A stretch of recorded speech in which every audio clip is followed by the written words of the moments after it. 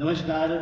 आज भगवान बाबाच्या या गडावर दर्शनासाठी आलो. महाराष्ट्रामध्ये ज्या गडाचं नाव नेहमी टेलिव्हिजनवर दाखवलं जायचं त्या भगवान बाबाच्या गडावर आज आम्ही दर्शनासाठी आलो. अत्यंत प्रसन्न असं वातावरण या गडावर आहे.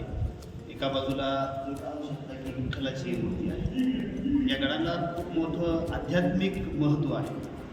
ज्यावेळेस भगवान बाबाचा जन्म सावरगाव घाट या ठिकाणी झाला आणि अनेक वर्षे भगवान बाबा आळंदीला शिक्षणासाठी थांबले. नंतर तिथून आल्यानंतर ते नारायणगडावर त्यांनी अनेक वर्षे ते वास्तव्याला थांबले. तर त्यानंतर भगवान बाबा याच गडावर आले आणि तसं हा एक डोंगर किंवा काही या गडाला कुठे नाव नव्हतं किंवा काही त्याचे असा विषय नव्हता.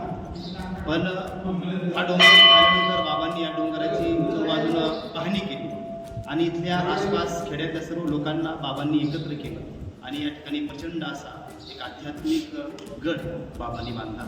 आणि त्यानंतर या गडाचं नाव काय ठेवायचं म्हणून अनेक विषयावर तर्कवितर्क झाले, चर्चा झाली. नंतर सर्वानुमते या गडाला भगवान बाबा असं नाव देण्यात आलं.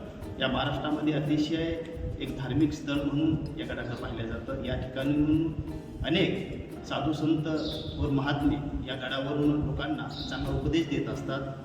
या गडावर पुस्तकालय आहे, प्रसादालय आहे, या ठिकाणी राहण्याची उत्तम व्यवस्था आहे. असं निसर्गाच्या रम्य वातावरणामध्ये हा भगवान गड तुम्हा आम्हाला सर्वांना एक ऊर्जा देत असतो. आपणही या परिसरामध्ये कधी आलात तर या भगवान बाबाच्या चरणी नतमस्तक होण्यासाठी आपण सुद्धा या भगवान गडावर याची विनंती. थँक्यू.